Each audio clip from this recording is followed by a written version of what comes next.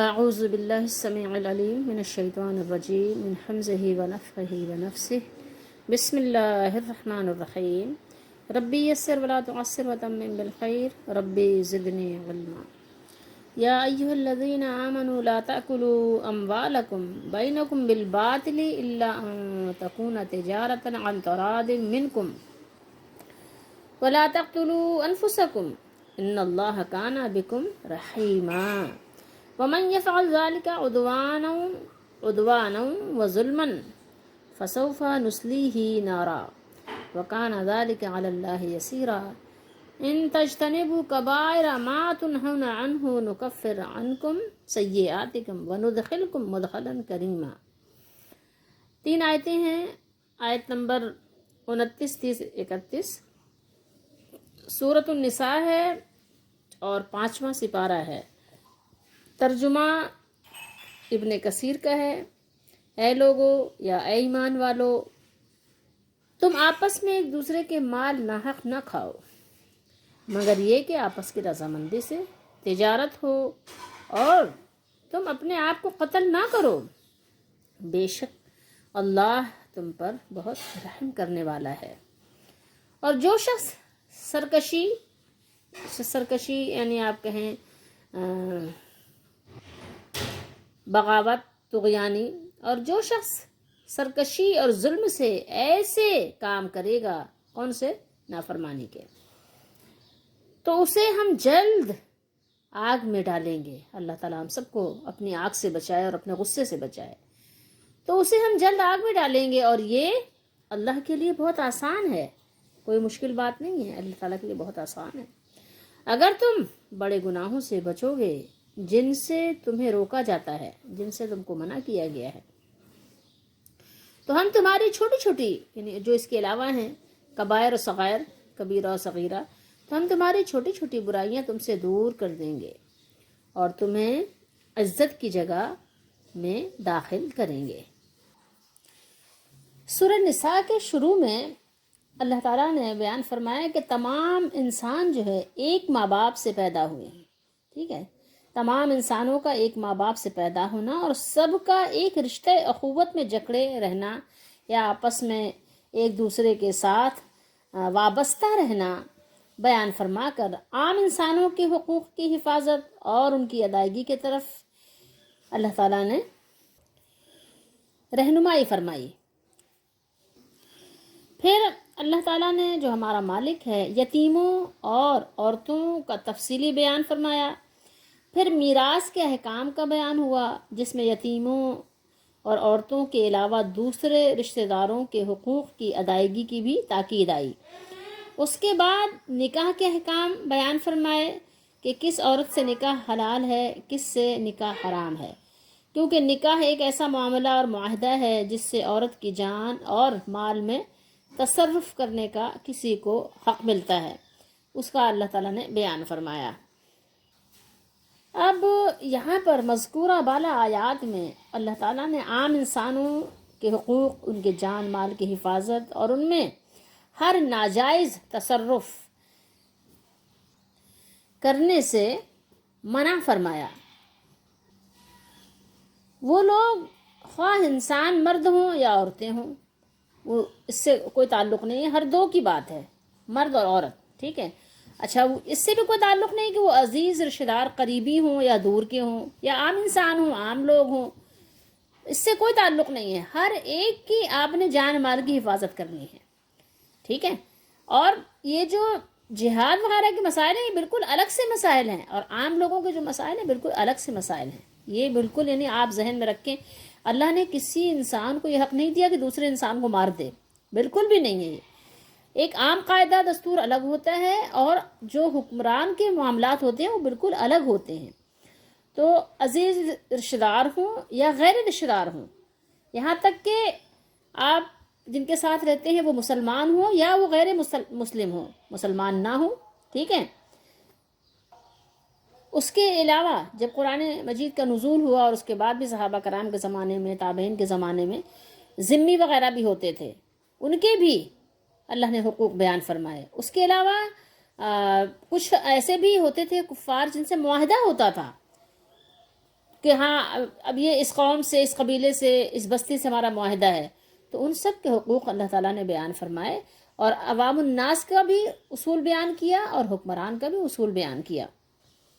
اور پھر یہاں پر آیت نمبر 31 میں اللہ تعالیٰ نے جو بیان کیا، اس کا ربط اس سے کیا ہے؟ اس کا تو پچھلے سے یہ ربط ہے جو میں نے آپ کو بتایا، یہ اس کا کیا ہے آیت نمبر 31 کا، کہ اس آیت سے پہلی آیات میں چند بڑے بڑے گناہ کا ذکر اور ان میں مبتلا ہونے والوں پر شدید عذاب کا بیان ہوا، ٹھیک ہے؟ اور قرآن کریم کا یہ مخصوص انداز بیان ہے، اور قرآن مجید کا یہ مخصوص انداز بیان ہے کہ جب کسی جرم پر سزا سے ڈرایا جاتا ہے، جسے آپ کہتے ہیں نا ترہیب اور ترغیب ڈرانے کو کہتے ہیں، اور اس کے ساتھ ترغیب جو ہے، ترغیب یعنی رغبت دلانے کو، تو یہ قرآن مجید کا ایک اسلوب ہے کہ ترہیب اور ترغیب دونوں کا ذکر ساتھ ساتھ ہوتا ہے، ٹھیک ہے؟ تو ترہیب کے ساتھ ترغیب کا پہلو بھی ذکر کیا جاتا ہے کہ جو شخص اس جرم سے باز آئے گا اس کے لیے یہ انعامات اور درجات ہیں۔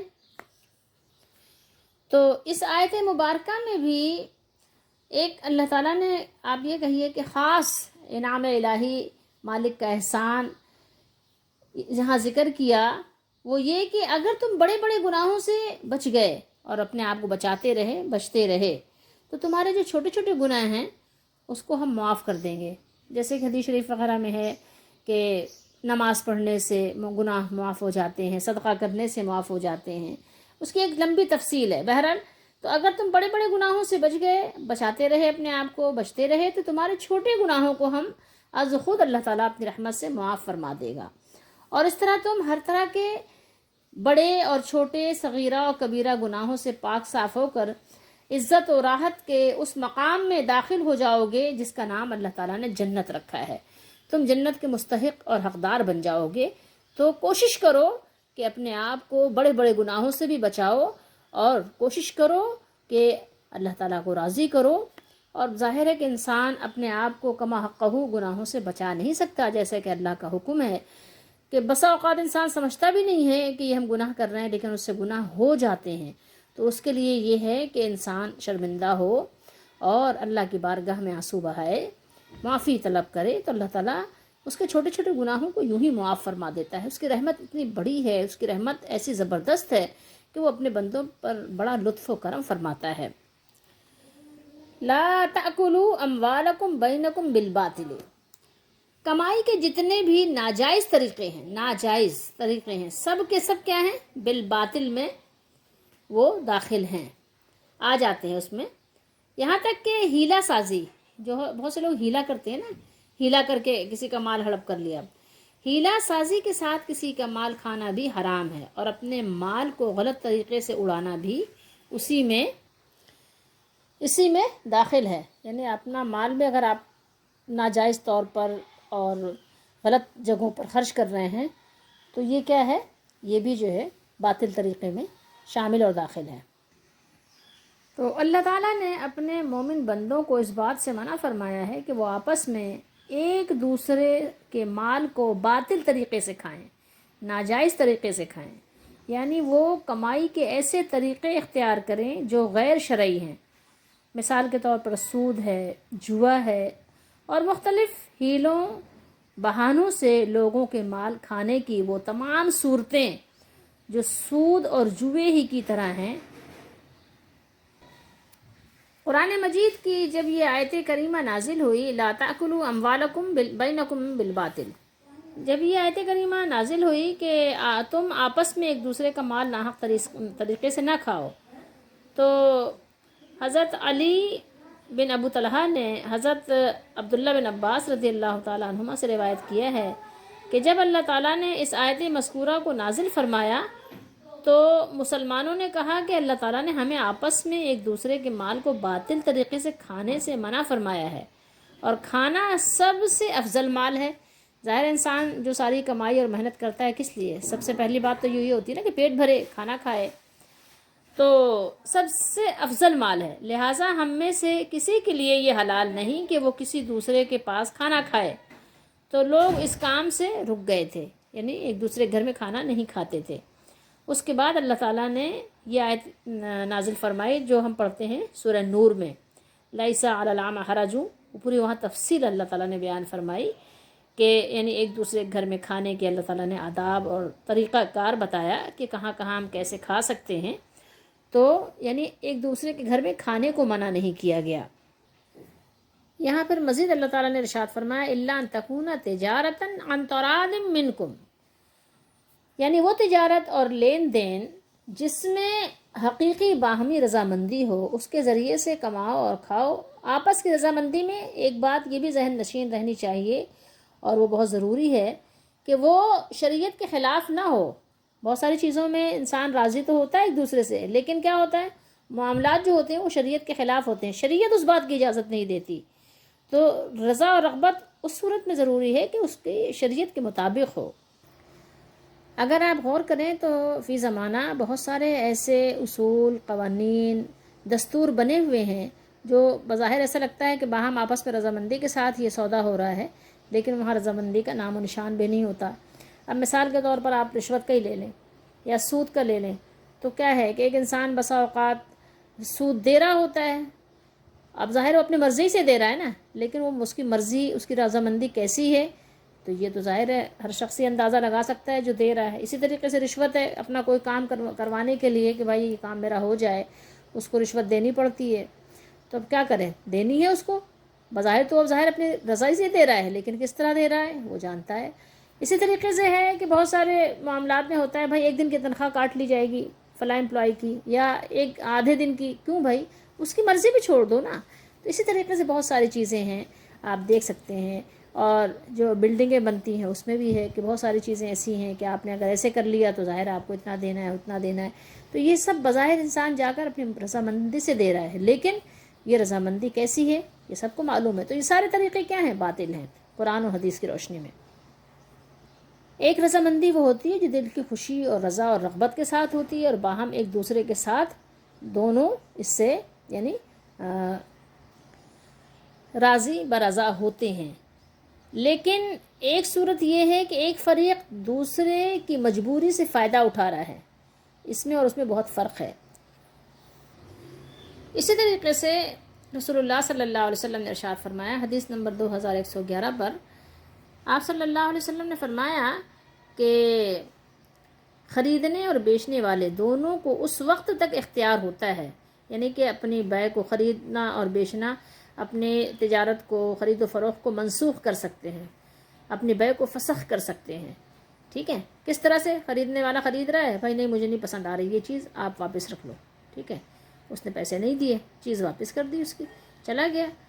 تو جب تک کہ ایک ہی مجلس میں موجود ہیں اس وقت تک اختیار ہے۔ خرید و فروخت کرنے والوں میں سے ہر ایک کو بے فسخ کرنے کا اس وقت تک اختیار ہے جب تک وہ آپس میں ایک دوسرے سے جدا نہ ہو جائیں، ٹھیک ہے۔ لیکن ایک چیز ہے جو بعد میں باقی رہتی ہے، وہ کیا ہے؟ سوائے اس تجارت کے جس میں یہ اختیار باقی رکھا جائے مگر بے خیار میں۔ بے خیار میں کیا ہے؟ اختیار دیا گیا ہے۔ مثال کے طور پر اس نے کہہ دیا کہ بھائی دیکھو گھر لے جاؤں گا، میں گھر والوں کو دکھاؤں گا، اگر ان کو پسند آئے گی تو یہ چیز لوں گا، ورنہ میں آپ کو یہ واپس کر دوں گا، اور بیچنے والے نے اس بات کو منظور کر لیا، ٹھیک ہے، تو ابھی اختیار باقی ہے نا، لینے والے کا اختیار بھی باقی ہے اور دینے والے نے بھی وعدہ کیا ہوا ہے، تو اب یہ بے خیار ہو گئی، ٹھیک ہے۔ اس کی بھی صورتیں ہیں۔ اب لازمی بات ہے جو خرید و فروخت کرنے جا رہا ہے تو وہ خرید و فروخت کے مسائل پڑھے، کتاب البیوع پڑھے، قرآن پڑھے، حدیث پڑھے، اس کے بعد جا کر مارکیٹ میں بیٹھے۔ تاجر کے لیے، ہر تاجر کے لیے تجارت کے جو معاملات ہیں، اصول اور قوانین، وہ سیکھنا فرض ہے اس کے لیے، تاکہ اس کی روزی حلال ہو سکے اور وہ اپنے آپ کو رزق حرام سے بچا سکے۔ تو یہاں پر اللہ تعالیٰ نے بیان کیا کہ ہاں اگر آپس کی رضامندی سے تجارت کا لین دین ہو اور اس سے مالی فائدہ ہو جائے تو وہ جائز ہے، تجارتاً، یہاں اللہ تعالیٰ نے کیا فرمایا؟ تجارتاً۔ تو یہاں یہ بات مومنوں کو سکھائی گئی کہ اللہ تعالیٰ نے یہاں بیان کیا کہ مال کمانے کے لیے حرام اسباب و وسائل اختیار نہ کرو، ہاں البتہ بائع اور مشتری آپس کی رضامندی سے تجارت کے ایسے طریقے اختیار کر سکتے ہیں جو شرعاً جائز ہیں، جو اسلام نے جائز کیے ہیں۔ اچھا، اللہ تعالیٰ نے تجارت میں نفع حاصل کرنے کے اصول بھی بیان فرمائے ہیں کہ نفع کیسے حاصل کرنا ہے۔ تجارت میں نفع حاصل کرنا کیا ہے؟ جائز ہے، اور اس سے فائدہ اٹھانا جائز ہے۔ لیکن ایک چیز ہے کہ اگر آپ دیکھتے ہیں کہ ایک شخص ایسا آ گیا بھولا بھالا جس کو مارکیٹ کا ریٹ نہیں پتہ، ٹھیک ہے، یا ایک ایسا بچہ آ گیا جس کو مارکیٹ کا ریٹ نہیں پتہ، ایسے لوگ بھی ہوتے ہیں نا، آ گئے، خواتین آ گئیں، اب آپ نے کیا کیا کہ اس کو جس کا ریٹ ہے 100 روپیہ، اب تاجر نے اس کے نامعلوم ہونے کی وجہ سے، اس کو ظاہر ہے کیونکہ مارکیٹ کا معلوم نہیں ہے، تو اب اس نے کیا کیا، اس سے بھرپور فائدہ اٹھایا، 100 روپے کی چیز کو 500 روپے کی، 300 کی، 1000 کی، اس کی مرضی ہے، جتنا چاہے فائدہ وہ لے لے۔ تو یہ بھی ایک طرح سے کیا ہے، ناانصافی ہے نا، اس کے ساتھ ظلم ہے کہ وہ چیز جو 100 روپے کی تھی یا 150 کی تھی، آپ نے اس سے مطلب فائدے کی آپ نے کوئی حد ہی نہیں رکھی، چلے 10-20 روپے مزید زیادہ لے لیتے تو لے لیتے۔ تو مارکیٹ میں آپ دیکھیں تو آپ کو پتہ ہی نہیں ہے کہ ہر شخص نے اپنے اپنے حساب سے ریٹ رکھے ہوئے ہیں۔ تو اب یہ کہ ایک چیز دیکھنا ہوتا ہے نا، ایک اصول بھی تو ہے، ایک بندہ محنت سے کماتا ہے پورے مہینے، اب وہ بھی تو چاہتا ہے کہ اس کو بھی تو تھوڑی سی یعنی گنجائش ملے۔ اب اگلے بندے نے، ایک بندے ہی نے اس کے 4 بندوں کے پیسے لے لیے، باقی چیزیں وہ کہاں سے خریدے گا؟ ایسا لوگ کرتے ہیں، تو ایسا کرنا نہیں چاہیے۔ تو بہرحال قرآن نے ظاہر ہے کسی کو نقصان پہنچانے سے منع کیا ہے، اور لازمی بات ہے کہ ایسے تاجر لوگوں کو نقصان پہنچا رہے ہیں۔ کسب حلال پر قرآن نے جتنا زور دیا ہے وہ محتاج بیان نہیں ہے۔ ایسے موقعوں پر قرآن کا انداز بیان بڑا پر اثر انگیز ہوتا ہے۔ دیکھیے، قرآن نے یہ نہیں بیان کیا کہ دوسروں کے مال ناجائز طریقوں سے مت کھاؤ، بلکہ کیا فرمایا قرآن نے؟ فرمایا اپنے مال باطل طریقوں سے مت کھاؤ۔ اپنے مال یعنی تمہارے مسلمان بھائی کا مال جو ہے وہ تمہارا اپنا ہی ہے، وہ تمہارا اپنا بھائی ہے، ٹھیک ہے۔ اس سے یہ حقیقت آپ کو سامنے نظر آ رہی، واضح کرنا مطلوب ہے کہ امت کے کسی فرد کا مال وہ پرایا مال نہیں ہے بلکہ اپنا ہی مال ہے۔ اس میں ناجائز تصرف کرنا، دھوکہ فریب سے اس کو ہڑپ کرنا، اپنے ہی آپ سے دھوکہ کرنا ہے۔ ہاں، اگر تم آپس میں تجارت کرو اور تجارت میں کسی کی سادہ لوحی یا مجبوری سے ناروا فائدہ نہ اٹھاؤ تو کیا ہے؟ تو تمہارے لیے جائز ہے، ٹھیک ہے، تو تمہارے لیے یہ چیز جائز ہے، مناسب ہے، اور اس طرح تم نفع حاصل کر سکتے ہو۔ کرو نفع حاصل، ظاہر ہے مارکیٹ میں بیٹھے ہو، تجارت کے لیے بیٹھے ہو تو نفع تو لوگے، لیکن اب یہ تو نہیں ہے نا کہ 1 کا 10 گنا آپ نفع حاصل کرو گے۔ اپنا بھی فائدہ دیکھو، اور جو تمہارے پاس آیا ہے، جو خریدنے کے لیے آیا ہے، تو اس کی قوت خرید کو بھی مد نظر رکھو۔ ایسا تو نہیں ہے نا کہ سارا وہ تم نچوڑ لو اس کو۔ قرآن مجید نے بیان کیا ان ترادم منکم، دیکھیے اس پہ ذرا آپ غور کریں گے، ان ترادن کے کلمات پر مزید غور فرمائیے، غور کیجئے۔ اسلام جس صاف ستھری تجارت کی اجازت دیتا ہے اس کے خط و خال آپ پر خوب واضح ہو جائیں گے۔ اب مزید آگے آئیے، کیا بیان کیا، وَلَا تَقْتُلُوا أَنفُسَكُمْ، غور کیجئے اس آیت پہ۔ اس آیت میں خودکشی کو بھی منع کر دیا گیا کہ آپ اپنے آپ کو بھی نہ ماریں، خودکشی نہ کریں، ٹھیک ہے۔ اس آیت میں خودکشی کی ممانعت بھی آ گئی، اور کسی مسلمان بھائی کو بلا وجہ قتل کرنے سے بھی روک دیا گیا۔ کیا فرمایا؟ انفسکم، کہہ کر بتا دیا کہ اگر تم کسی مسلمان بھائی کو قتل کرو گے تو اس کا نقصان تمہیں ہی پہنچے گا، تمہارے ہی ایک مومن بہن بیوہ ہوگی، تمہاری ہی ملت کے معصوم بچے یتیم ہوں گے، تمہارے مسلم معاشرے کا ہی ایک گھر غم اندوہ کے اندھیروں میں ڈوب جائے گا۔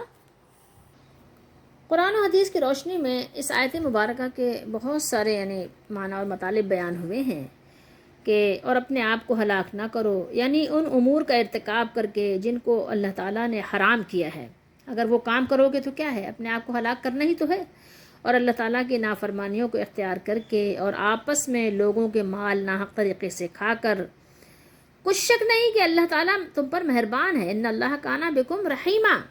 دیکھیے آیت کیا بیان ہو رہی ہے، ان اللہ کان بکم رحیمہ، اس میں تو کوئی شک کی بات نہیں ہے کہ اللہ تعالیٰ تو مسلمانوں پر، انسانوں پر مہربانی فرماتا ہے۔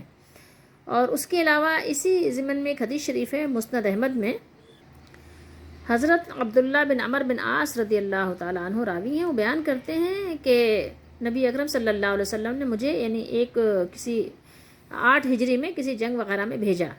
تو مجھے ایک ایسی رات میں یعنی ناپاکی ہو گئی کہ کوئی ایسا عمل ہو گیا کہ آپ یعنی ناپاک ہو گئے, اور سردی رات میں بہت شدید تھی, سرد یعنی بہت یعنی سرد رات تھی, سخت سردی تھی, اور مجھے یہ اندیشہ ہوا, یہ خدشہ لاحق ہوا کہ اگر میں نے غسل کیا تو مر جاؤں گا. بسا اوقات ایسا ہوتا ہے نا کہ جسم پر پانی ڈالنا انسان کے لیے یعنی آسان نہیں ہوتا.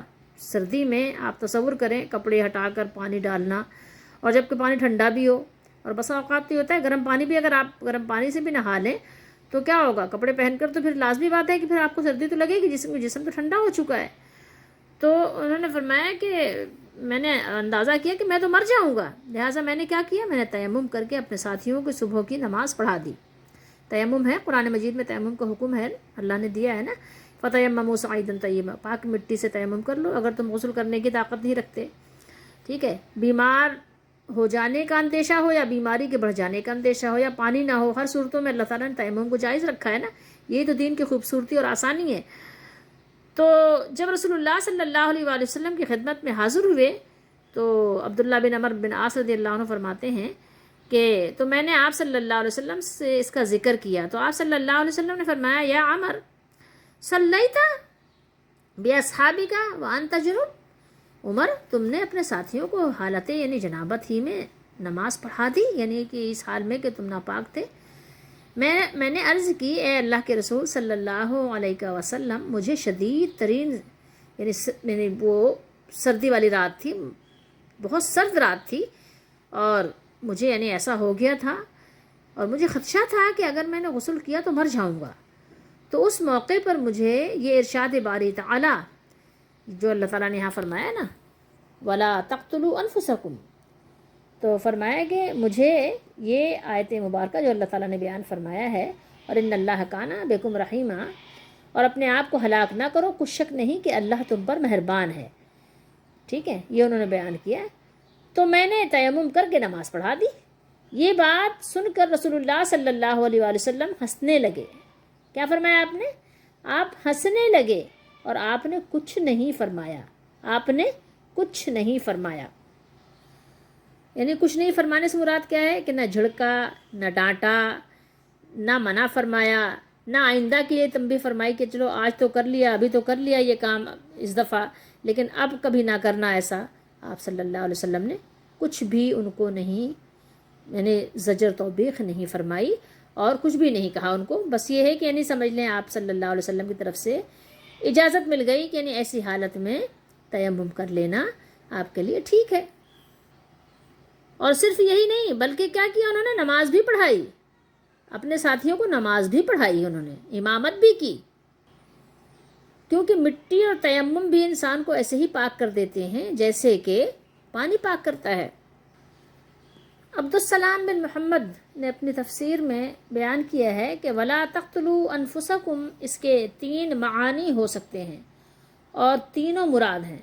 پہلا یہ کہ شریعت کی مخالفت کرتے ہوئے حقیقی باہمی رضامندی کے بغیر اگر لین دین کرو گے تو اس کا نتیجہ آپس میں قتل و غارت ہوگا, یعنی آپس میں ظاہر ہے کیا ہوگا, جیسے کہ ہے آج آپ دیکھ لیں, فی زمانہ دیکھ لیں, جیسا کہ جوئے کے نتیجے میں ہارنے والے کے ہاتھوں کئی جیتنے والے قتل ہو جاتے ہیں, لہٰذا یہ کام مت کرو. دوسرا یہ کہ ایک دوسرے کو قتل مت کرو کیونکہ یہ اپنے آپ ہی کو قتل کرنا ہے. اور تیسرا یہ کہ خودکشی مت کرو. رسول اللہ صلی اللہ علیہ وسلم نے فرمایا, ہم آپ کو حدیث شریف بخاری شریف میں دکھاتے ہیں, حدیث نمبر ہے 6047. رسول اللہ صلی اللہ علیہ وآلہ وسلم نے بیان فرمایا, جو اسلام کے سوا کسی اور مذہب پر قسم کھائے کہ اگر میں نے فلاں کام کیا تو میں نصرانی ہوں, نعوذ باللہ, یعنی اس نے نصرانی ہونے پر قسم کھائی,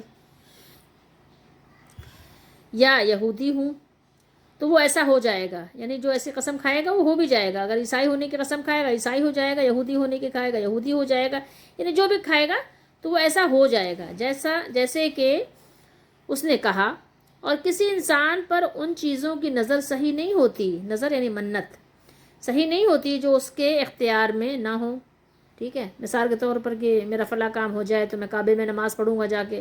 اب ظاہر اس کے اختیار میں نہیں ہے, نہ اس کے اختیار میں راستہ طے کرنا ہے, نہ اس کے پاس جیب میں پیسے ہیں, نہ اس کے پاس صحت ہو، مطلب بہت ساری چیزیں ہیں، تو ایسی منت کا کچھ بھی اعتبار نہیں ہے۔ اور جس نے دنیا میں کسی چیز سے خودکشی کر لی، یعنی چھری سے، چاقو سے، جو بھی، پہاڑ سے گرا کر یا ڈوب کر یا چھت سے گر کر، اسے اسی چیز سے آخرت میں عذاب ہوگا، یعنی جو دنیا میں اس نے کیا تھا، اب قیامت تک یہی عذاب اس کو ہوتا رہے گا، روزانہ اپنے آپ کو چھری سے ذبح کرے گا۔ اور جس نے کسی مسلمان پر لعنت بھیجی، مسلمان پر، موحد پر لعنت بھیجی، جو قرآن و سنت کو ماننے والا، صحابہ کا نام کے طریقے پہ چلنے والا ہے، جس نے کسی مسلمان پر لعنت بھیجی تو یہ اس کے خون کرنے کے برابر ہے، جیسے کہ اس نے اس کو قتل کر دیا، خون کر دیا اس کا۔ اور جو شخص کسی مسلمان کو کافر کہے، کس کو کافر کہے؟ مسلمان کو۔ کس کو؟ جو شخص کسی مسلمان کو کافر کہے تو وہ ایسا ہے جیسے اس کا خون کیا، جیسے اس کا خون کیا، اس کو قتل کر دیا۔ یہ حدیث شریف بخاری اور مسلم دونوں میں ہے، اور دیگر محدثین نے بھی بیان فرمایا ہے۔ یعنی آپ یہ سمجھیے کہ جس شخص نے چھری کے ساتھ اپنے آپ کو قتل کیا تو جہنم میں چھری اس کے ہاتھ میں ہوگی، اور وہ اس کے ساتھ اپنے پیٹ کو پھاڑے گا، ہمیشہ ہمیشہ کے لیے اسی میں رہے گا۔ اور جس نے اپنے آپ کو زہر سے قتل کیا تو جہنم میں اس کا زہر اس کے ہاتھ میں ہوگا، جسے وہ گھوٹ گھوٹ کر کے پیے گا، ہمیشہ ہمیشہ اس کے لیے، یعنی اسی طرح کا عذاب ہوگا، اسی میں وہ رہے گا۔ اور جس نے پہاڑ سے گرا کر اپنے آپ کو قتل کیا تو وہ جہنم کی آگ میں گرتا رہے گا، ہمیشہ ہمیشہ کے لیے اس میں رہے گا، یعنی اسی طریقے سے اس کے ساتھ یہ معاملہ ہوتا رہے گا۔ یہ حدیث بھی بخاری و مسلم میں موجود ہے۔ وَمَن يَفْعَلْ ذَلِكَ عُدْوَانًا وَظُلْمًا فَسَوْفَ نُصْلِيهِ نَارًا۔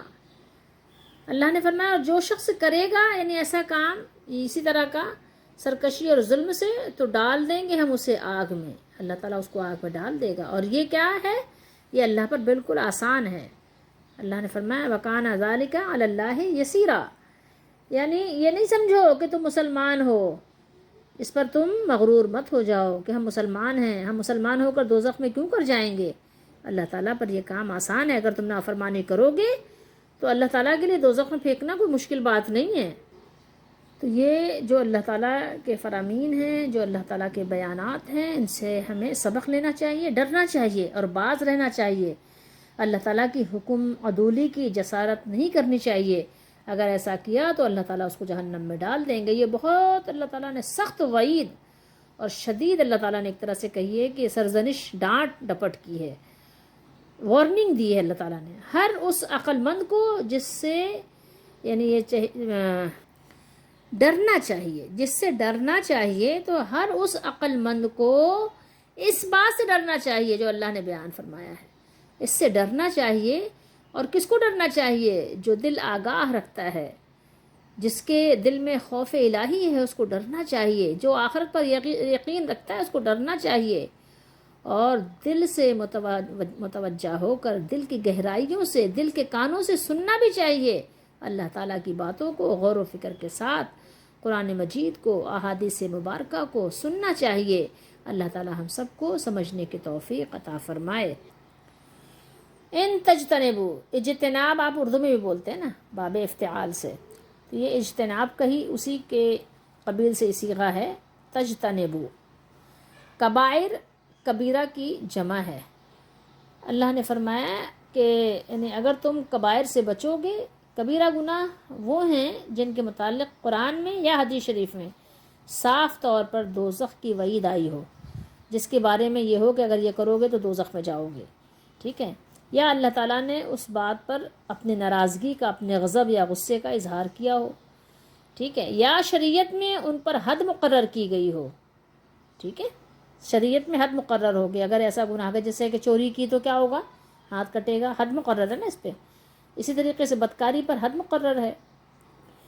یعنی اگر تم کبائر سے بچتے رہو گے تو ہم تمہارے صغیرہ گناہ جو ہے نیک اعمال کی برکت سے، نیک اعمال کی وجہ سے، یا خاص اپنی رحمت کی وجہ سے، جس طرح سے بھی اللہ تعالیٰ چاہے وہ معاف فرما دیں گے۔ اور بعض روایات میں کبائر کا شمار بھی آیا ہے، ٹھیک ہے۔ سب سے پہلی بات تو آپ صلی اللہ علیہ وسلم فرماتے تھے کہ اللہ تعالیٰ کے ساتھ شرک کرنا، کبیرہ گناہوں میں سب سے پہلا گناہ کون سا ہے؟ اللہ تعالیٰ کے ساتھ شرک کرنا۔ تو یعنی انسان مسلمان ہونے کے بعد بھی شرک کر سکتا ہے، شرک کر لیتا ہے، جبھی تو اس کو فرمایا کہ کبیرہ گناہ ہے اور اس کی سزا کیا ہے؟ جہنم ہے۔ اس کے علاوہ کسی جان کو ناحق قتل کرنا، جوا، شراب نوشی اور پاک دامن عورتوں پر تہمت لگانا وغیرہ، اور بہت سارے ایسے گناہ ہیں جن کو بہت سے علماء نے شمار بھی کیا ہے کہ جن کو کبائر میں ذکر کیا گیا ہے۔ بہرحال اللہ تعالی ہم سب کو چاہے کبیرہ ہو یا صغیرہ ہر گناہ سے بچنے کی توفیق دے، اور ہم کوشش کریں کہ اپنے آپ کو ہر گناہ سے بچائیں۔ کبھی ایک چھوٹی سی آگ، معمولی سی چنگاری سگریٹ کی، یا یہ سگریٹ کہتے ہیں نا آپ کے کسی نے پی کر پھینک دیا، اسی طریقے سے دیا سلائی ماچس کی ایک جلتی ہوئی سلگتی ہوئی ایک تیلی، چھوٹی سی آگ بڑی آگ کا پیش خیمہ ہو جاتی ہے۔ سلگتے سلگتے وہ آگ بنتی ہے، اور آگ سے پھر وہ ایسی آگ بنتی ہے بجھائے نہیں بجھتی، پھر وہ تھوڑی دیر میں بستیوں کو جلا کر راکھ کر دیتی ہے۔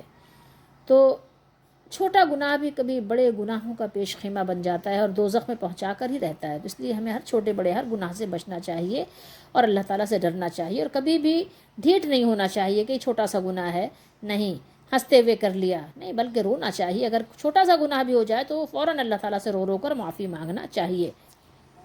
تو مومن کی شان تو یہ ہے کہ ظاہر ہے کبیرہ تو بہت بڑی بات ہے، وہ صغیرہ سے بھی اپنے آپ کو، چھوٹے چھوٹے گناہوں سے بھی اپنے آپ کو بہت زیادہ بچاتے ہیں اور محتاط رہتے ہیں۔ مومنوں کا کام یہی ہے۔ صحابہ کرام رضی اللہ تعالیٰ عنہم، تابعین، بزرگ، ان لوگوں کی آپ سیرت اٹھا کر پڑھ لیجئے، دیکھ لیجئے کہ یہ بزرگ ہستیاں چھوٹی چھوٹی باتوں سے بھی، جس کو یعنی آپ کبھی ایسے بھی کہہ سکتے ہیں کہ لوگ تفریح میں بھی کر لیتے ہیں، اس سے بھی وہ ڈرتے تھے، روتے تھے، اس سے بھی گھبراتے تھے وہ کہ نہیں کہیں ایسا نہ ہو کہ ہم سے چھوٹا سا گناہ بھی ہو جائے۔ تو چھوٹے گناہوں سے بھی اپنے آپ کو بچانا چاہیے، اس پہ بھی دلیر نہیں ہونا چاہیے، اور اللہ تعالیٰ کے اس رحمت پر شکریہ ادا کرنا چاہیے۔ اللہ تعالیٰ کا شکر گزار بندہ اور بندی بننا چاہیے کہ اللہ تعالیٰ نے ہمارے ساتھ رحمت والا معاملہ فرمایا ہے، اور ایسی مہربانی کی ہے کہ اگر بڑے بڑے گناہوں سے بچو گے تو چھوٹے گناہوں سے وہ خود بخود بچا لے گا، کیونکہ جب بڑے گناہوں سے آپ نے بچا لیا تو چھوٹے سے بچنا تو بہت آسان ہو جاتا ہے، تو چھوٹے سے وہ بچا لے گا۔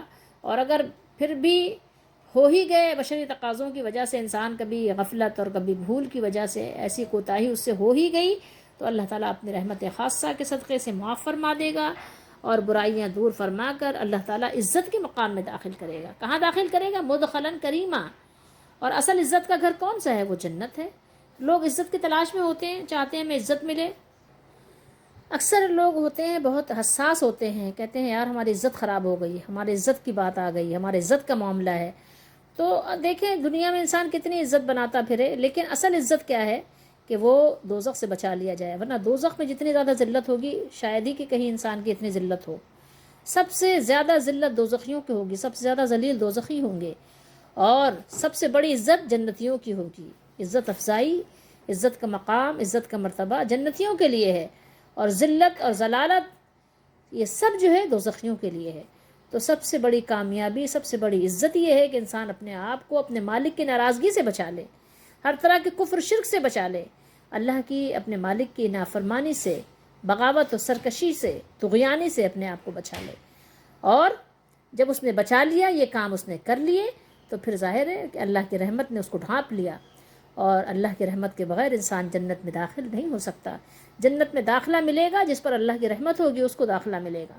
تو ہم سب کو چاہیے کہ ہم اللہ کی رحمت کو حاصل کرنے کی کوشش کریں، کہ ہمیں اللہ کی رحمت نصیب ہو جائے، اور جب اللہ کی رحمت نصیب ہوگی تو جنت میں داخلہ نصیب ہوگا۔ اور جنت ہے عزت کا گھر، عزت کا مقام، عزت کا بسیرا ہے جنت، وہاں آبادی ہوگی، عزت والوں کی آبادی ہوگی۔ تو ہمیں چاہیے کہ ہم قرآن پر ایمان لائیں، اس پر یقین رکھیں، اس پر عمل کریں، اور اس کو دوسروں کو بھی پہنچائیں، دوسروں تک بھی اس کا پیغام پہنچائیں کہ قرآن سیکھو، قرآن سکھاؤ۔ اس کے علاوہ کیا کریں؟